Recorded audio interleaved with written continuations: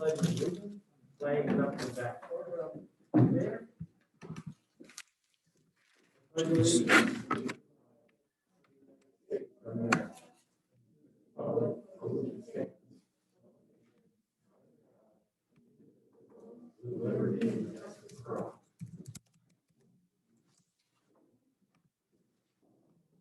Okay, this meeting has been posted in all the normal posting places.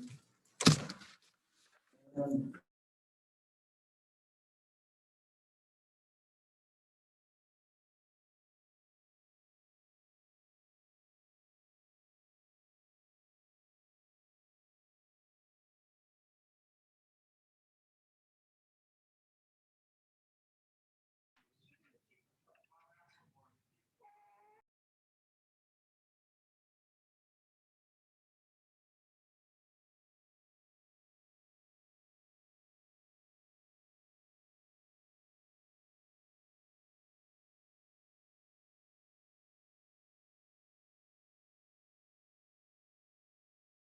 PM open closed session, January 25th at 6 PM open session, and February 1st, 5:30 PM.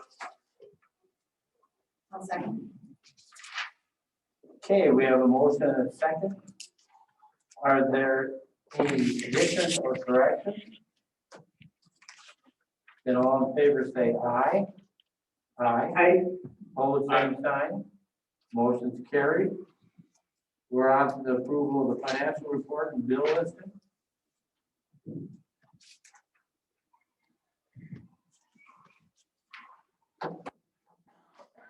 I'll make a motion. Go to the general fund, payroll check number 55379 55379 amount of $49.89. Direct deposit numbers 900053615 through 900537719. The amount of $43,407.07. Coin transfers numbers 202000185 through 2020013. The amount of $299,336.29. Total payroll distribution of $442,892.85. Accounts payable check numbers 54580 through 54626, $32,049.58. City wire transfer number 2020002000193 through 202000216, the amount of $10,070.39. Credit card transaction number 12021, the amount of $19,572.06. ACH direct deposit numbers 2021-00046 through 2021-00050, the amount of $1,654.69. For total accounts payable of $263,549.07, and total disbursement of $706,442.92. I'll second. Okay, we have a motion and a second to approve the financial bill listing. Is there any questions or concerns? Hearing none, all in favor say aye. Aye. Hold the same sign. Motion is carried. We are on to delegations to be heard. And no one has asked to speak. Anything online? No email. Okay, so we are past that. We are now to district administrator report. Okay, we have one donation from Lake 5 Mobile. Once again, we submitted a grant for their mobile education grant, and we were awarded $500 for Merton Primary School. So again, just looking for a motion to approve the donations as presented, and also just a secondary, but very important, PTO as usual continues to help assist with our teacher grants, and so far they continue to come in. We've had some things happen in primary music class, some 4K items, some art items are just a few of the things coming through. So again, big thank you to our PTO as well. I'll make a motion to accept the donation from Lake 5 Mobile as presented. I'll second. We have a second by Katie. Any discussion? All in favor then say aye. Aye. Opposed, same sign. Motion's carried. We have no personnel action. We're on the information. We continue to, we are almost 2/3 the way through. We have parent-teacher conferences coming up later next week and into the first week of March. From a COVID front, things continue to be positive, just like the rest of the state and the county. Our numbers are reflective of a downward trend, which is great. Again, a big thank you to our families and our staff for being very, very diligent as well. We continue to monitor the vaccines. Ultimately, we are awaiting Waukesha County to give us the go-ahead for teacher vaccines. Hopefully, it will happen very soon after March 1st. But again, we're in weekly communication with the county. I know that just like many counties and municipalities and pharmacies, we're just waiting for the vaccine to come. And as soon as they have them, they give us a call and we send people there too. So we have had staff vaccinated as well. And again, we just continue to share that out. We do have, the individuals who are interested, and then we'll continue to make that proper communication when those become available. So the biggest frustration is we're just waiting for them to become available. So we will be guided by the county, and again, March 1st is hopefully coming very, very soon for us as well. So that should do it. Okay, the committee report. We have the Student Achievement Committee. Yeah, we met last week or a week or two ago, and again, we continue to work on and look at global awareness as it relates to impacting our staffs. Again, that idea of global awareness, becoming different perspectives and things like that. The committee has asked the administration to start to engage the Equity Literacy Institute in some conversations to prepare and to train our staff this upcoming fall. In March is our next student achievement meeting, and we will have Paul Gorski from the Equity Literacy Institute to join us to kind of do our kickoff, so we can kind of get a groundwork about current reality and begin kind of discussing about what our mission and vision is and how they can assist with that too. So very excited to work with Paul Gorski. He's very well known, and we're excited to get that work going as well. So as a core group, we're going to continue to learn and move forward too as well. And again, the team will continue to make some decisions about how we can continue to grow our knowledge in this area as well. Finance Committee. Finance Committee. We met and last week we did. So this year, the insurance co-op, again, the district is part of a Waukesha County Health Insurance Co-op. There are 10 school districts that participate and pool together to kind of like a mass pooling to hopefully get some great deals on health insurance. In the past, basically, each school district would be able to kind of custom-make their own plan designs and tweak and do this and do that. The co-op over the last several years has really worked hard to get to the point where we only offer 2 to 3 plans. So regardless of what school district, regardless of your employer, these are the 2 plans for the co-op. United Healthcare as well as M3 thought that would be very conducive for healthcare companies who would eventually want to bid on us, so we would know exactly what it is that they're bidding on. And United Healthcare has come in and created 2 plans that the co-op has endorsed to be the 2 plans for all the 10 districts moving forward. We did meet as our finance committee, and the finance committee is recommending that we offer a dual choice into one of the plans so that as an employee, they can look at it and talk to their family and decide which plan is best for them. The plans are outlined in the board documents. I guess the biggest thing is we have 2 plans. One is a 90% co-insurance, kind of our traditional plan. It's a PPO plan. And the other one is a high deductible HSA plan. Both plans are significantly lower than what we paid for in the past. The PPO plan is approximately 3% lower than last year's premiums, and the HSA is approximately 17% lower than what we paid a year ago on our fully insured plan. So the HSA plan, April ran the comps and did some numbers on it, and we are recommending that the district reimburse a family plan at $1,800 for an HSA and a single plan at $900. Basically, what we did is we took the 17% savings figured out what, and give it back to our employees in the form of an HSA. And that's the number we came up with, is 900, 1,800 for the HSA. So we are going to start to communicate. Tomorrow we have a kind of our first kickoff meeting for those who are interested to start to learn more about both plans, because again, it is a dual choice. We want to make sure that our staff can make the best decision for their families. So again, you kind of have some more details in the analysis. Basically, the co-op was very excited to get down to these two plans, and so it has been endorsed by all 10 districts. So more to come. Again, we'll continue to share about what everybody elects, kind of give the numbers, and again, that'll help drive our budget moving forward too as well. But at least we know what our healthcare costs are here in February, which is great going into an unknown biennial budget.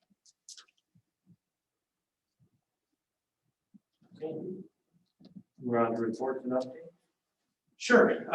Very excited to ask our instructional specialists today to give a little report about what they've been doing, and that does dovetail right into the data conversation that we talked about that we were going to be having last time too. So I think we're going to start with Abby. So if we wanted to go out here, that would be great. So instead of our principal's update, we are going to do an instructional specialist update.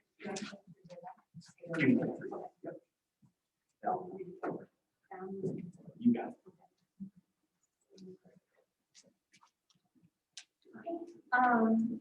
I'm the primary school literacy coach. I'm Abby Kilbrundy. And my responsibilities fall under these 5 sort of main areas. So the curriculum work related to literacy, leading professional learning, instructional leadership or coaching, reading specialist responsibilities, and I oversee the RTI and EMLSS process at the primary building. If I'm not speaking loud enough, feel free to just wave at me. Sometimes I get nervous around adults, even though I do fine in front of kids. So I'm going to start by highlighting some of the literacy curriculum work that I do over at the primary building. So that is writing curriculum, reading curriculum, and phonics curriculum.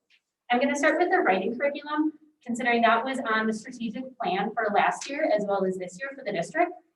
So some of the things that I began doing last year, the work that I began last year, when I came into the district, I was able to kind of assess where our district was with the rollout of the writing curriculum and determined that we were ready to begin the unpacking of units prior to teaching them.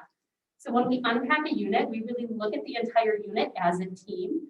We talk about the big goals, the big aims of that unit, and we kind of create our end expectations, and we align our daily lessons or our teaching points to that curriculum in that scope and sequence. We make sure when we unpack our units that we are not simply looking at the book, but that we're really looking at the students that are in our classroom at that time and how the lessons that we teach are going to impact those kiddos and make sure we're meeting them where they need. This year, we were able to bring in the on-demand assessments, which are the assessments that align with our curriculum. We give a pre-on-demand at the beginning of the first unit of each particular genre, and then we give a post-on-demand after the last unit of that particular genre. That allows us to see the growth that students make throughout the year in each particular genre. We use the thin slicing process to align ourselves with the end outcomes as well as the expectations we have for our students within each of those units. So with the pre-on-demand, it's a team approach that we get together and we look at all of the pre-writing pieces that students are doing. And then we kind of determine where our students in our group right now, right? So within our grade level, but also within each of our classrooms, where our students, what work are they doing and what work are they ready for next? We can then modify our checklist, our daily teaching points, or our end outcomes as necessary with this. We also use the writing checklist. It's a tool that we use with students so they can self-assess their own writing and set their own goals. And then as well, this year we aligned the report cards with our writing curriculum. So the language on the report card matches the checklist that students are using, the writing progressions, our daily lessons, and all of the work that we do with them. So all of our language is consistent. So students are seeing the same language and hearing the same language, as well as staff, as well as parents or families. Next year, we will begin using more of the writing progressions. Some teams have begun that work this year, knowing that they were ready. They had a lot of the other things tightened up and were ready to move into that. The writing progressions, I'll show you. The writing progression is this picture in the bottom here. So it provides information for each area of writing across grade level. So it starts at pre-K and goes through 6th grade, the progressions that we use. So teachers are able to look at the pre-on-demand assessments and highlight in one color what students are doing in each of the areas. And then throughout the unit, as they meet with students, they can highlight in a different color, and then they can use the post-on-demand or the post-writing pieces in another color. That way they're able to track student progress throughout the year in each particular genre. This allows teachers to see what can students do and what are they ready for next. This is how we align not just our teaching points, but our individual concurring and strategy group work is all based on what are students showing us in this moment in time that they can do and where are they ready to go next. Also next year, we will be aligning the assessment criteria. So it will be a team approach. We'll be doing some team scoring around the post-on-demand assessments. So we are all scoring them alike and then sharing a lot of that information with students and with parents as well. Also this year, we have sort of developed a literacy committee. I know there's been different committees, literacy committees and writing committees in the past. So this year, it's a brand new committee that has a representative from each grade level. And we are working right now on sort of grounding ourselves in our writing curriculum, but also in best practices in writing. And then we are creating commitments or non-negotiables that will be used building-wide and rolled out to staff next year. Our thin slicing process, the team approach gets a little messy sometimes. So you can see sometimes we use charts, sometimes we use the whiteboard. All of that information is then documented electronically for teachers to keep track of. We also, then when we unpack units, we keep track of each unit and all of the big goals and outcomes so that it's in one document and teachers can go see grade levels before them or grade levels after them to see kind of what work students have been able to do. Our reading curriculum work last year, because in our strategic plan, it was outlined that we were focusing on writing. Last year, I did a lot of observing and getting teacher feedback in the area of reading. We analyzed data and we structured professional learning around the data that we were seeing. And we sort of aligned some of our assessment practices. And that led to understanding there were some misalignments with our curriculum or with instructional practices, especially in those foundational skills. And we were able to bring in more of that guided reading component into the younger grades to make sure that students are really getting all of those foundational skills. This year, we started unpacking the reading units. So similarly, like we did with writing, we look at the end goals. We're able to determine sort of our end expectations and look at that. We did that for reading this year. We also updated and have brand new guided reading materials for grades kindergarten, 1st, and 2nd. And we also updated classroom libraries. We wanted to make sure that we had highly engaging student text that students have available in their hands at all times to read at school and also to bring home that align with our curriculum and our expectations that students should love reading. We also then, this year, the literacy committee was created. So this year, we are working on reading this year. Next year, we'll be working on writing. I might have said that incorrectly. So this year we are working on the reading non-commitments. Next year we will move into the literacy committee, we'll move into the writing portion. Also next year we will be aligning the reading assessments and we will align the report cards just like we did this year for writing. So reading is really just sort of a year behind all of the writing work. There's some pictures of our guided reading. And then our phonics. So when we aligned, last year we aligned our phonics, which is our Sunday program, 5K through 4th grade and found a misalignment with the younger grades. So this led to, I looked into and researched several different phonics curriculums and was able to determine that the one that aligned best with our current curriculums as well as our beliefs around phonics instruction. We adopted the Teachers College Units of Study and Phonics for kindergarten. Next year we will be adopting that for 1st grade. So I arranged the trainings and also went through that training alongside with the 5K teachers last year. And we'll be doing that again this year for first grade in the summer.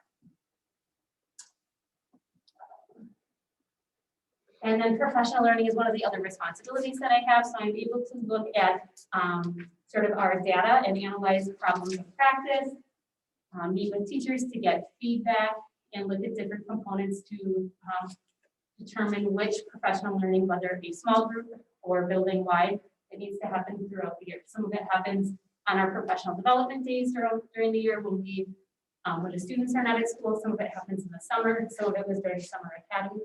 And some of it is before or after school with teams, depending on the needs and when that comes up. And if we don't have a professional development day, then we do that when we can make time for it. Instructional leadership or coaching. So I am coaching with teams, and then I'm also coaching with individuals.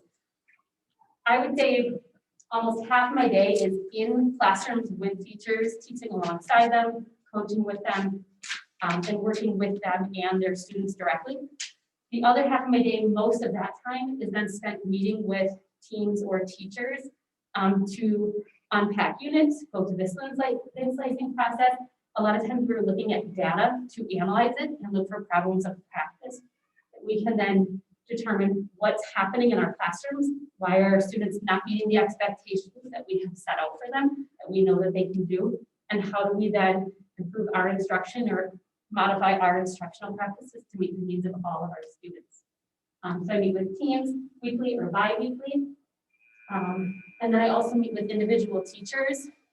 Teachers that I'm coaching, I meet with just about 7 a week. I meet with those teachers for an hour each week. And then on top of that, other teachers that come to me for additional looking at data, analyzing data to support their professional practice as well. My reading specialist responsibilities sort of is, I feel like the reading specialist side is when you really get to bring in that reading community. So our whole school is a reading community. We can bring in the community, outside community for that as well. So a couple of the things that I've done with those responsibilities is there's a student who maybe needs to work with a teacher who has a 316 reading license. So I'm able to fulfill that by working with that student each day for 20 to 30 minutes, but also then planning and facilitating school-wide reading events. So Reading Across America last year in March, Reading Across America is coming up next month, so we'll have some activities planned for that and some assemblies planned for that. The Parent Literacy Night, which happened last year, unfortunately with COVID, that's not happening this year. I look forward to seeing families again next year in our building one evening to come and do that work. And then I also attend IUP meetings as needed. If additional literacy background is needed, then I will attend those. And the last sort of hat that I wear at Merton Primary is the RTI and EMLSS coordinator or person that oversees it. So I created an RTI EMLSS handbook last year to make sure that all of our practices are aligned. We have sort of updated our criteria and decision rules for students that may need additional reading supports in a tier 2 or tier 3 setting. As the assessment calendar I create for the primary building and the calendar I create for the building. So some of the work that I do there is I meet weekly with our interventionists to make sure that all of our students are receiving the supports that they need and that the data is showing that support or showing that that is in the right direction. We analyze data to identify students who will receive these supports. We do that 2 to 3 times a year, depending on the year, if it's a situation or not. And then I also collaborate with the interventionists to determine all of the groups and create that schedule and the programs. I meet with individual teachers 2 to 3 times a year to look at all of their individual data, to also determine what are the personal plans for students that are receiving a tier 2 and a tier 3 support. This is what that support teacher is doing, but what is the plan for that student in the classroom to make sure that what we're doing aligns with all of the students and that they're getting everything that they need. I think that covers the RTI EMLSS. And now I'm happy to introduce Katie Globig. Down is down or so? Yes. Okay. Great. Hi, I'm Katie Globig. I want to take a second right now and just tell you a little bit about myself, my educational background, because I know, at least for me, I don't know everyone in the room as well as some others of you. So just kind of my little educational journey. I graduated from UW-Oshkosh in 2007 with an elementary education 1 through 8 minor or license and a minor in social studies. And I always really wanted to be a social studies teacher. That was like the dream. And then I got that dream. I taught for 4 years at Palmyra Eagle Middle School, teaching 8th grade social studies. And then to fill in my schedule, I got math, which shouldn't have happened. And then I also had science for a while. Got through dissecting frogs with only 1 puker. So that was a big accomplishment for me. While I was working at Palmyra Eagle Middle School, I was like living in Fort Atkinson and Whitewater was right there. So I was like, oh, go get my master's degree. Because I really liked social studies and I wanted to be like the best social studies teacher ever. So I got a master's with an emphasis in curriculum and took every single elective about social studies I could find at the graduate school level because I was going to be a social studies teacher forever. That was the plan. And then I came to Merton and I got put into 8th grade social studies and language arts. And I was like, okay, that's fine. That won't last. And then there was like a big schedule move around and then I got put into language arts full time. And I was like, oh, oops. And I didn't really feel like I knew what I was doing. So I got a lot of professional development, got to go to Columbia. Thank you, Merton, for that. And then still wanted to know more about being a great literacy teacher. So I went back to school and I got my 316, my reading teacher, and my 317 reading specialist licenses. So I actually felt like I knew what I was doing when it came to teaching literacy. So, and then I did that for like 8 or 9 years. And then this year I got to be an instructional specialist. So I was really excited about that because I felt like this was a perfect combination of like literacy knowledge with like content area passion, right? Because the way that this was introduced to me was that this wasn't a coaching role. This was a supportive role for teachers, and my job was to get literacy infused into content areas, right? I have all this confidence as a literacy teacher, I can make this happen. So that's kind of what I've been working on this year. So this all kind of started over the summer. So one of the things that we had to do as a result of COVID and the changing schedule, ever-changing schedule, in 7th and 8th grade language arts, we needed to resequence and restructure our units of study. We wanted to get nonfiction reading and writing sooner on the curricular calendar so that we would have more of that review and instruction done before Aspire testing. We also needed to, we were losing more time this year due to COVID, so we had to look at places where we could trim so that we could still get through what we really needed to get through this year, so 7th and 8th grade. Also this summer I worked on a redesign of grammar and vocabulary in 7th and 8th grade. The 7-8 language arts team had already been talking last school year that we needed to bump that up. Like our kids needed better vocabulary, better grammar instruction. And so we had talked about that. And so I worked on redesigning that over the summer, got the first 6 weeks ready for 7th and 8th grade. So we were ready to rock and roll at the beginning of the year. Also over the summer, I put together the first unit of 7th grade social studies. I did that because we had in 7th grade this year a unique situation where we actually have 3 different teachers who are teaching social studies. Unlike the other grades that have 1 teacher teaching social studies this year, all 3 7th grade teachers are teaching an additional content area and none of them had taught social studies before. So there was a little apprehension going into this year and I was like, guys, we can get through this. Let me take this off your plate and we'll go from there. I spent a lot of time in the book room, as Mr. Posick can attest to, because that's where he generally had to find me this summer. I was working a lot on reorganizing the book room to make it teacher and unit of study friendly. So not necessarily set up like a library, but set up for like ease of access and getting your books quickly for teachers. And I also redesigned the check-in, check-out system so that, which has been going really well this year, so we aren't losing so many books.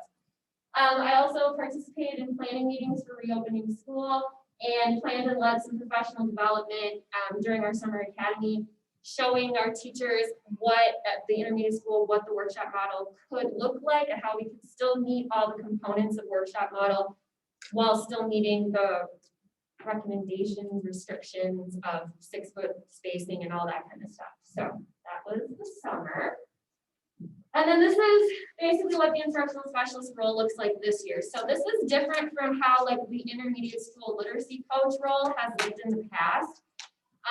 There's basically 3 different things that I spend my days working on. So I have a daily instruction requirement that I fulfill, that none of the other literacy coaches have had that. But what I do every day is I'm in 6th grade doing reading, push and support and interventions. I'm also teaching either 7th grade or 8th grade literacy every day. It's an every other day situation. So if I don't have 7, I have 8. So that's happening for daily instruction. With language arts, mostly what I've been doing this year is focusing on analyzing Aspire results and helping teachers to create lessons and materials that are going to fill those gaps. Aspire told us what the gaps were. We had to decide how are we going to fill those gaps and how are we going to do it in an authentic way that works within our units of study and doesn't feel like a completely separate thing that we're doing. We wanted everything to feel connected and authentic. I also work on the universal curriculum modifications, so like full lessons that need to be addressed. And I do some work with tier 2 and tier 3 placements with RTI.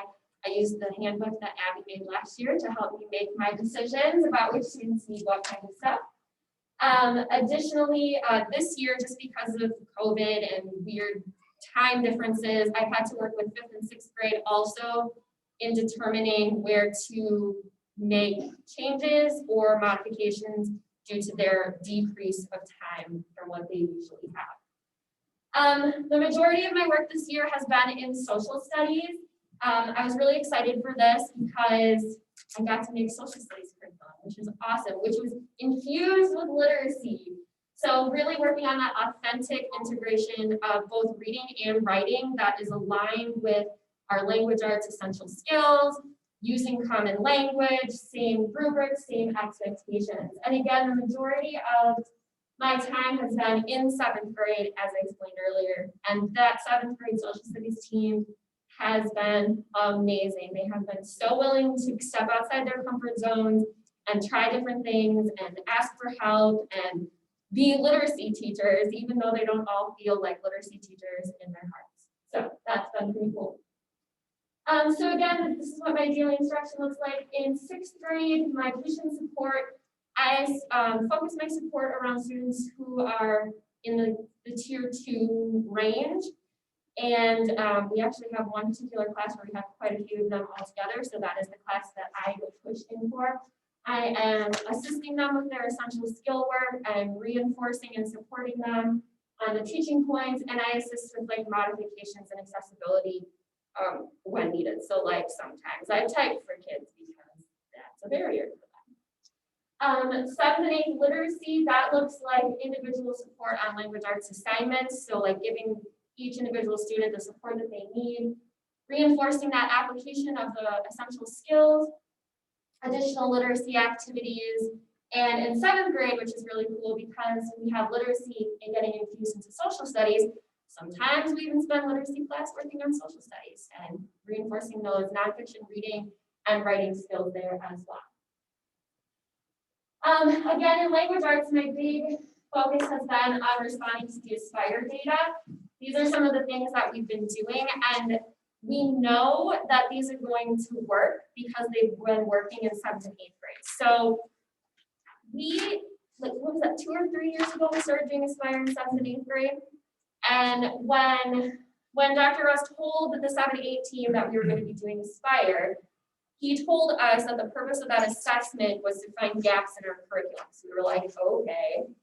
And the 7 to 8 language arts team got the results back after like the first year or the second year, and we were like looking at them and we're like, this isn't good and this is not reflecting what our students are capable of. So the 7 to 8 team took it upon themselves to make things better. We looked at the Common Core State Standards, which is what Aspire is aligned to. We put them up next to our essential skills. We put them up next to our units. We're like, what are we not teaching our students? What are we not giving them the right opportunities in? What do we need to fix? And so last year we started implementing the fixes, our universal curriculum. What do all of our kids need in order to be successful?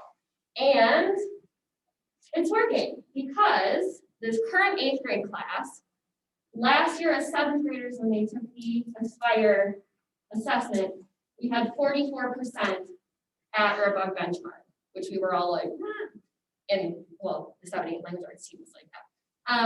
This year, however, you can see that we increased to 72% or above.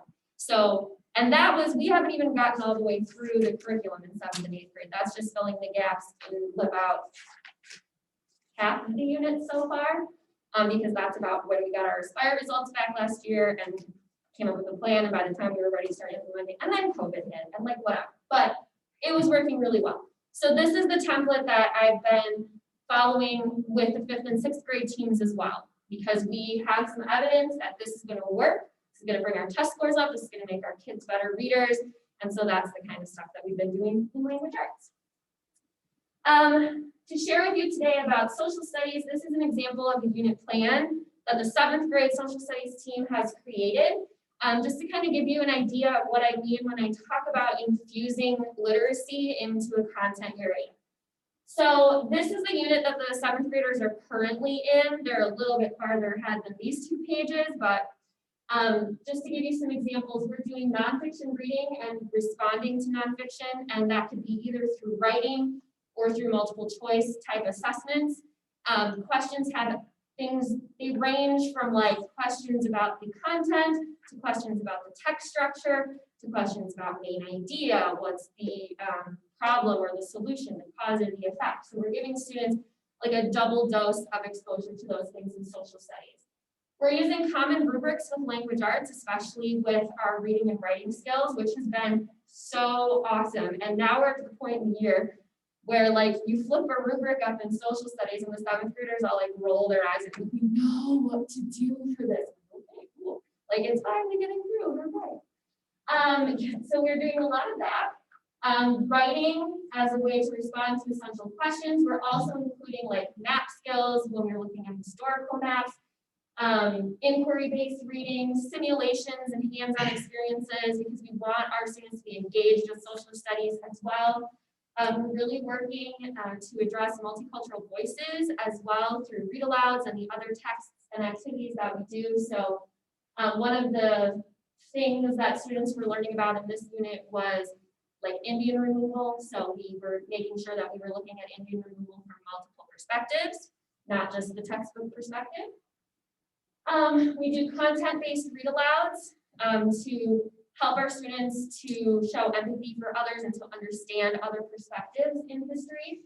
Again, working on cultural representation, those common reading and writing skills. All kinds of different awesome things that are going on in social studies. So many. We're even writing full-fledged essays now. They're just finishing up their research-based argument essay to answer the essential question about if the costs of the Industrial Revolution outweighed the benefits. So they got to choose a position. They did a lot of nonfiction research. They're using they just finished argument writing in language arts. So they're just doing an awesome job with that. And to finish up the unit, they're going to be doing a research-based informative essay in order to answer the essential question, which you can't remember exactly how it's phrased, but has something to do with the reform movements of the 1820s. So, fun things in social studies. So much literacy. This is kind of what's on my to-do list, I guess, for the rest of the year.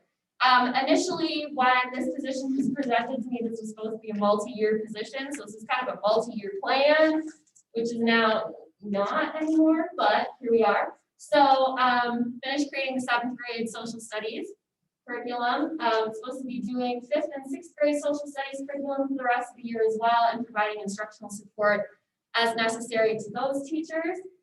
We need to restructure the 8th grade final unit of the year. That's the only one we haven't gotten to yet. And again, we're restructuring due to, this is the shortest amount of time we've ever had in 8th grade language arts, so we're just restructuring a little bit. We need to finish up 7th and 8th grade grammar and vocabulary, so we get that rigorous high level curriculum there. Finishing creating lessons and materials for the gaps that we've seen in 5-8 language arts that Aspire has shown us. Working on the book room requests from grades 5 through 8 and finding new titles that are appropriate that will match with our units of study as they're needed. Daily support of the tier 2 and tier 3 students in grades 6 through 8. And my favorite part of my job description, other duties as assigned. Yes. So busy rest of the year. And obviously, you know, as you all know, disappointed that this is kind of got this rolling now and it's kind of, we don't really have the opportunity to keep that work going in this way next year. So, okay, there. Here, I'm gonna get ready for you. There you go. Okay, PDM Social Studies, I have robots. So I'm Mira Wansky, I'm the STEM Innovation Coordinator. I've done some version of that job title for the last 5 years, kind of grown and evolved over time. Roles or things that I've done this year, I was part of the team that worked to open the schools, so creating a district website of information that hopefully our families are accessing to see our dashboard and our information out there, participating in planning meetings, leading professional development, particularly on the Merton values. And so I did a lot of work in the summer academy, not specifically for reopening schools, but making sure that our staff knew what the Merton values were and how to live those values. And so we tackled one of those values each of the 6 days of summer academy. And we had a variety of people lead those, but I led a number of them as well.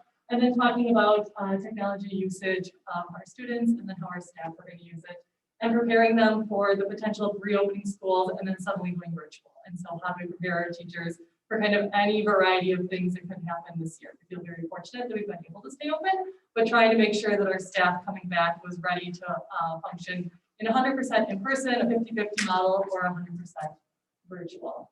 And then adjusting science purchasing to reflect the new realities. All of our science kits were built to have group learning going on. And so as we moved into our mitigation efforts and having kids spaced apart, working with the teams to think about how can we continue providing hands-on instruction for science for our kids in school? How can we provide hands-on instruction for our families who are choosing to stay virtual? What does that mean we need to order? How does that mean we need to mix up or change up our units?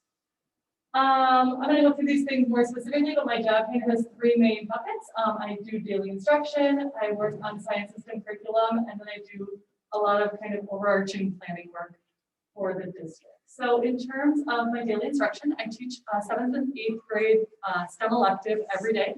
Those happen during the 7th and 8th grade elective block, but I have kids who are both in person and I have kids who are taking my elective but never meet in my classroom. So first quarter, I had approximately 40 kids a day taking my class. I saw 25 of them in my classroom and 15 of them were housed someplace else. This method came to be this year because we, in redoing the schedule for COVID, didn't have as many electives to offer to our kids. And so I was able to add some electives like an online coding class, online world languages that we had tried last year. And so, for example, this quarter, I have about 20 kids taking online coding, most of whom I never see for day-to-day instruction. We use a website, the kids sit in another space, I email back and forth with them and their parents, letting them know what they need to do. There's an opportunity for us to expand our elective offerings this year without having to ask our teachers to do more in a year that we're already asking them to do a lot because of our COVID efforts. So I teach STEM electives in person. We just finished making amazing helmets. If you want to see some medieval helmets, check out Twitter. And so I have those kids in person, and then I have kids kind of spread throughout the study hall rooms taking other things. My goals for STEM electives this year were to align them with the science and engineering principles. So when we look at our report card, it's aligned to those 8 science and engineering practices, but then also to figure out ways to not have electives not be hands-on. And so how do we have our kids still doing things while we do these electives? So first and second quarter, I taught something called Engineering Olympics. I taught it in the past, but had to revamp it this year to not have team countries. They had individual islands. Kids still loved it. And then this quarter and fourth quarter, I'm teaching medieval work. And we're making trebuchets and catapults and armor and whatever. My other goal in electives is just to always engage multiple learning styles. And so looking for how do we watch videos about it? How do we read about things? How do we follow technical diagrams? How do we create with our hands? And then continuing to think forward, what will our elective model be? And so Ron and I have already started the conversations around electives next year, and how do we make sure that the elective opportunities we're offering our kids are still high leverage, that when kids go to those classes, it's not 40 minutes in their day that feels like kind of a blow up time, but it can be a high interest area that still has high rigor and expectations, utilizing multiple learning styles, and reading and writing. Science curriculum. So this year was supposed to be the science curriculum adoption year for our strategic plan. Started that at the beginning of the year, was going to try really hard to make it happen. That got kind of put on hold. So we realized that the struggles of this year were going to be very real, and doing a curriculum adoption in the midst of a pandemic was maybe more than we could handle as a district, both in our teaching staff and in my role in general. So I have an office full of samples. We are ready to roll next year and hit the ground running. We're doing the science adoption. But I was really proud of particularly our 6-8 team for coming forward and saying, all we do is teach science. These other people have multiple content areas on their plate that they're trying to balance and juggle, but we're science teachers all day long and we want to keep moving forward. And so I've been doing the science curriculum adoption with our 6-8 team. I believe I will be at the board meeting next month to give you our initial recommendations and to show you the standards and the programs that they have selected to do that adoption. A huge thank you goes out to particularly Melissa Seamuth, our brand new 7th grade teacher, who was willing to pilot whatever I threw at her this year. She said, I'm learning it all new anyways, like giving you curriculum. So she has taught probably 3 or 4 different curriculums for different units throughout the year. And it's amazing at giving feedback on what she thinks will work for our kids and what she's seen with our students. The goal is then that additional piloting for 1st through 5th will happen next year. We're starting to dabble a little bit. AJ piloted a program for us 1st trimester that we took off the list. Thanks, AJ, for trying something bad. And then is piloting a different program for us along with Laura Lewandowski in 3rd trimester. Our 5th grade science teacher, Janine Stopa, is going to pilot for us in 3rd trimester. There's other teachers who have come forward who are ready to try something different, who went along with what we have this year because that's what they knew and that's what we could make work during a pandemic, but they're kind of chomping at the bit for give me something new. So I'm really excited moving into next year that piloting and adoption of the science curriculum will continue. Last note on there is that I did rewrite the whole 5K curriculum this year. What we had used previously was going to take significant modification to use during a pandemic. So we decided, in light of it being the science adoption year, we would start from scratch and just write what we want our 5Kers to have, which involved heavy literacy integration, and then also just making sure that the kids have hands-on opportunities that are appropriate for our 5-year-old hands and brains and all that stuff. So for the first time ever, I was given Science Aspire data this year for more than 1 grade level. So in the past, it is only at 8th grade that they take the science. In other grades, they don't take the science test. So science this year we had for 5th, 6th, 7th, and 8th, which gave us an opportunity to really look for those trends across this building to see what it is that we needed to work on. Looking for, like Katie mentioned, gaps in our Tier 1 instruction. Where are the things that we're just not covering? Science is different than Aspire in different areas because it's not content-based. And so it's not that we expect all 8th graders to know how to balance a chemical equation, or that we expect all 5th graders to know, I don't know, how the earth goes around the sun. There are no content-specific questions that we're expecting kids to know a certain content, which makes it a little bit trickier when you start looking for those gaps, because you're looking for gaps in like big instructional practices, as opposed to if we just taught our kids the layers of rocks, then they would be able to pass this test. So Aspire breaks it down, and we get scores on our kids' ability to interpret data, to do a scientific investigation, and to evaluate models, inferences, and experimental results. When we looked across those 3 areas, our weakest area was our kids' ability to evaluate models, inferences, and experimental results. What that means is our kids need to take a really long reading test where they read about an experiment, and then they need to have math skills to look at a graph and look at a chart, and then they need to be able to answer something about an experiment that somebody else did. This isn't how we structure our science program because we believe the kids should be doing the experiments themselves. And so through a conversation with Rod about not wanting to take the experiments away from our kids and say, you guys just get to read about experiments, we really came down to, we need to expose our kids to these kinds of problems, but we still want our science curriculum to be very hands-on and very engaging, that our kids need to be doing the science. The solution that we're trying this year was put together by the 5-8 science team. So we met together and said, we have these 3 areas, this one's our weakest. What are we gonna do, knowing that we don't wanna throw out what we're doing completely in science?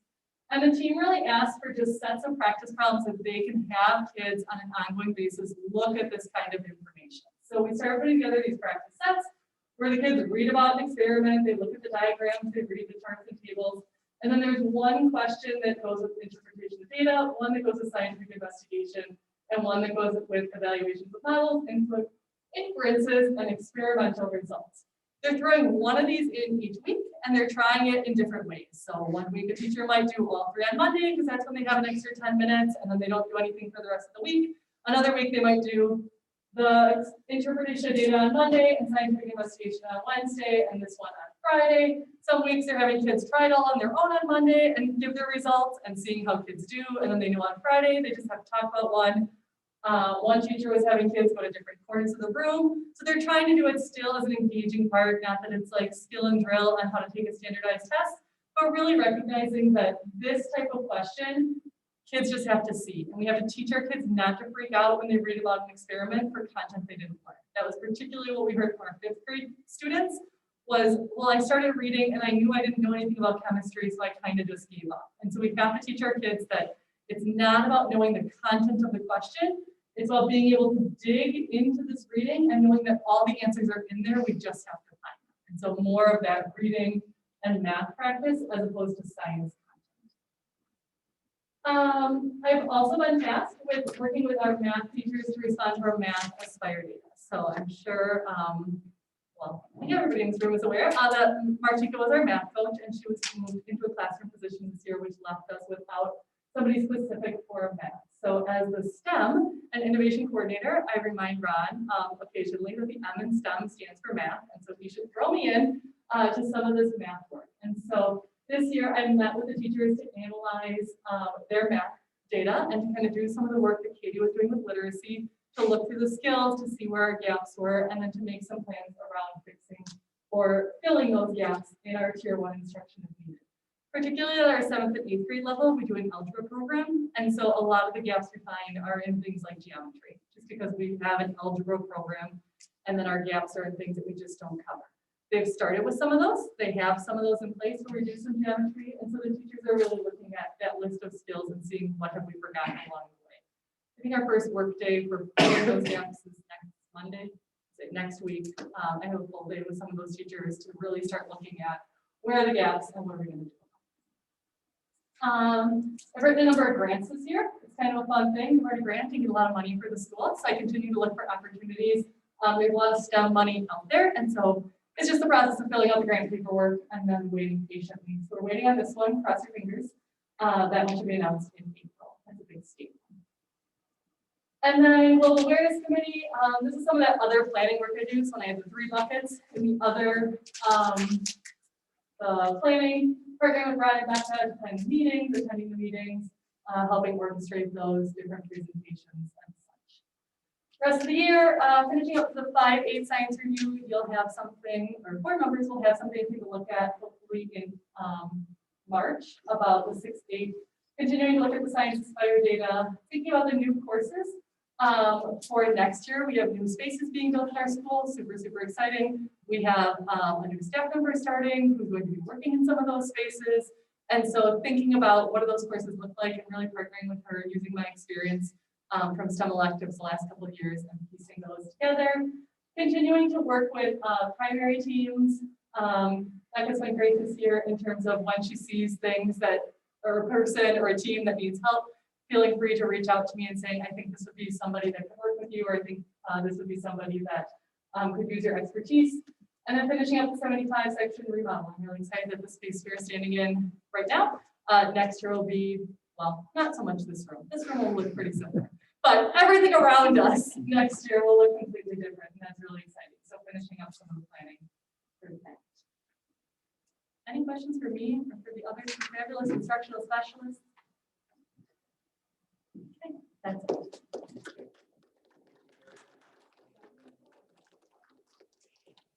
So thank you very, very much, Katie, Abby, and Mary, for that. Okay.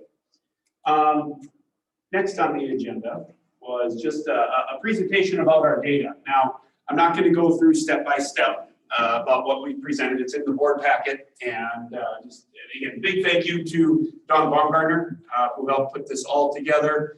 But a big thank you to Abby, Katie, Mary, Becca, and Jay as well, who work every day with the staff to make sure that this data actually then begins to make sense to not only our teachers, but ultimately into the hands of our kids to make sure that we've got some things going here too. So again, just get a very high level. This year, we have brought in a new Ames Web.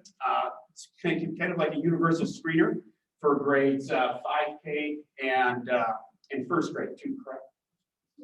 Yep, 5K and first grade for Ames Web. Again, universal screener. We continue to kind of take a look and see what we can do to kind of grab that idea about what achievement levels are they're at, and then ultimately, hopefully, progress and monitor that growth as we go there too as well. So 5K, again, with Ames Web, we also have F&P testing as well. Again, F&P, they come in at the beginning of the year. They shouldn't be at benchmark, okay? All of our F&P data that you will see in the presentation is basically the end of the year norm where we feel kids should be at the end of the year. So again, they're not going to come in right, or all of them aren't going to come in where they need to belong there too as well. Now, the other piece that we do bring in, we have MAP this year at first, second, and third, and fourth grade. Again, we just wanted to kind of show up here. I know the question came up last week from Andrew about, hey, how does our data look different from this year to the year before?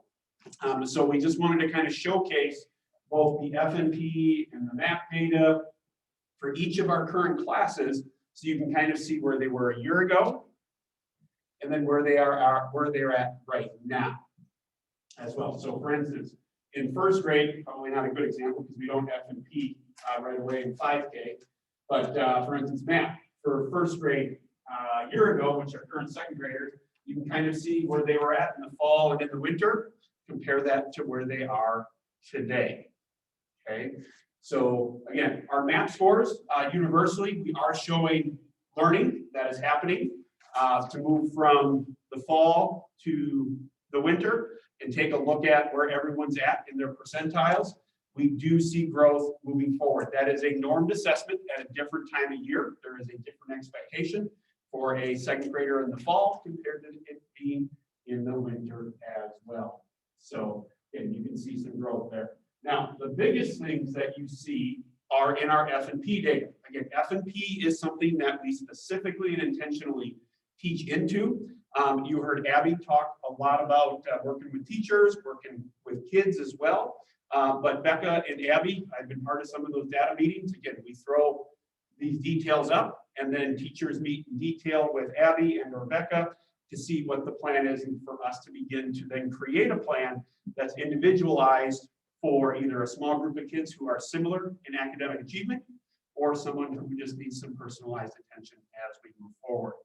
So again, you can see in the primary school, again, we have the two main indicators of MAP and F&P to kind of measure our growth. As we take a look at the intermediate school, actually you've got some graphs and charts too that kind of show meeting projections. Again, from year to year, you've got cohorts of kids moving forward. Okay, so 5th through 8th grade. You heard Katie talk a little bit, and so did Mary talk about the Aspire from 5th through 8th grade. Next year, we are going to be bringing the Aspire down to 3rd and 4th grade as well. So we'll continue to do that curricular alignment. Katie highlighted that we were very, very excited about what 1 year of emphasis in core curriculum can make to a group of kids. And we made those adjustments. We saw very, very good growth. We are doing that in the area of mathematics and literacy to help those proficiencies move forward. Probably our strongest area is English in the area, and that's that grammar, that's that structure of writing. So that's a really, really high emphasis part there that our staff has been doing a fantastic job Again, didn't see a lot of gaps, not as many as what we saw in reading and in math too as well. So again, the science, obviously we want increased achievement in science. That is probably the most difficult normed assessment out there. Is becoming proficient in science is very, very difficult. ACT sets a very, very high bar for the Aspire science assessments as well. Then what are we doing to make sure that we can reach that far? That's what we're You doing. said there were specific plans for reading and math, and that's fantastic, but you shouldn't necessarily just ignore science. No, science, we are infusing the assessment type of questions. Mary mentioned that the science, when we did the science review, that a lot of it focuses around the interpretation of an experiment or some background knowledge where they had to read, digest, and then respond.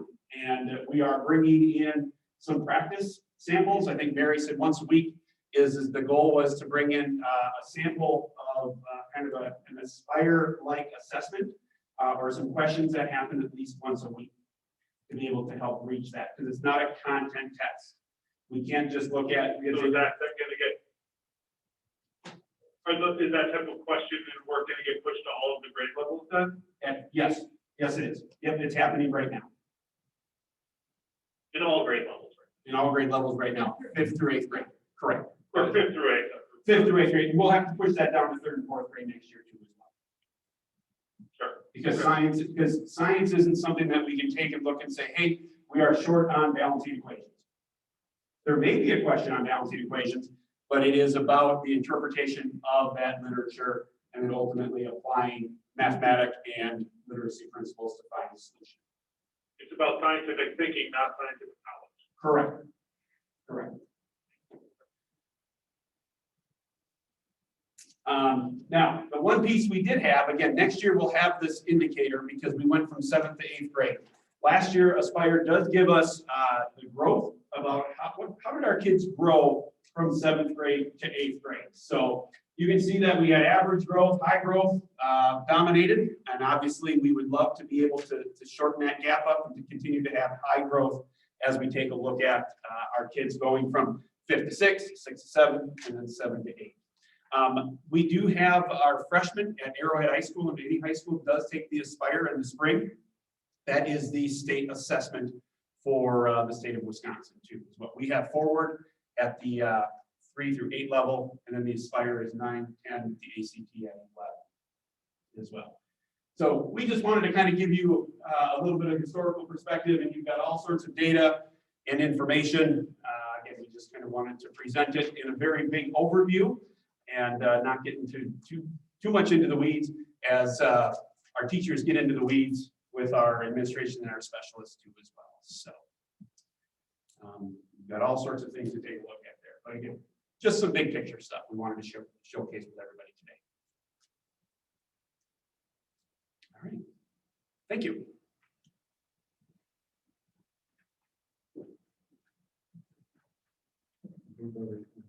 We're all done. We can come on back. Yep.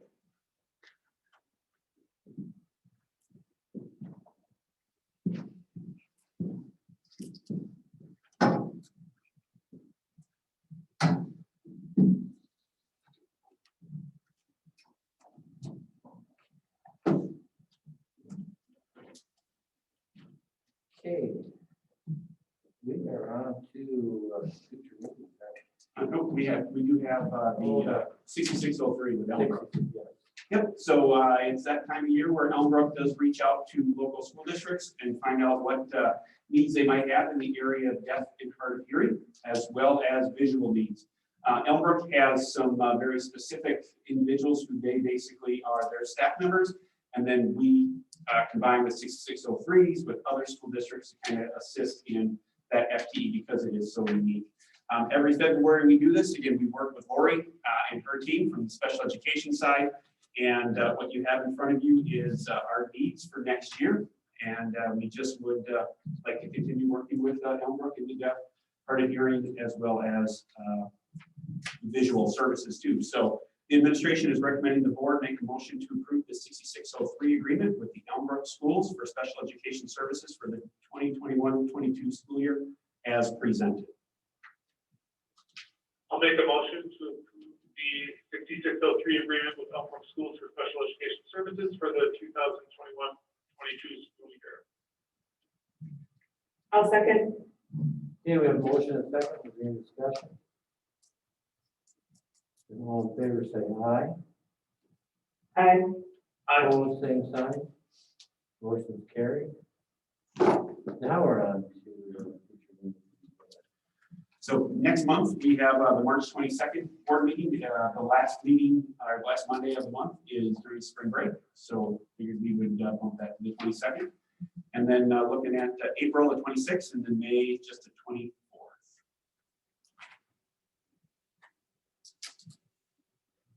Any items that board members would like to have on those agendas?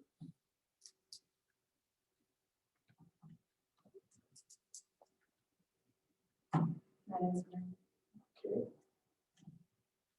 No problem with those dates? And we are on to motion to adjourn. I'll make the motion to adjourn. We have a motion and a second. All in favor, say aye. Aye. Aye. Opposed, same sign. Meeting's adjourned. Everybody.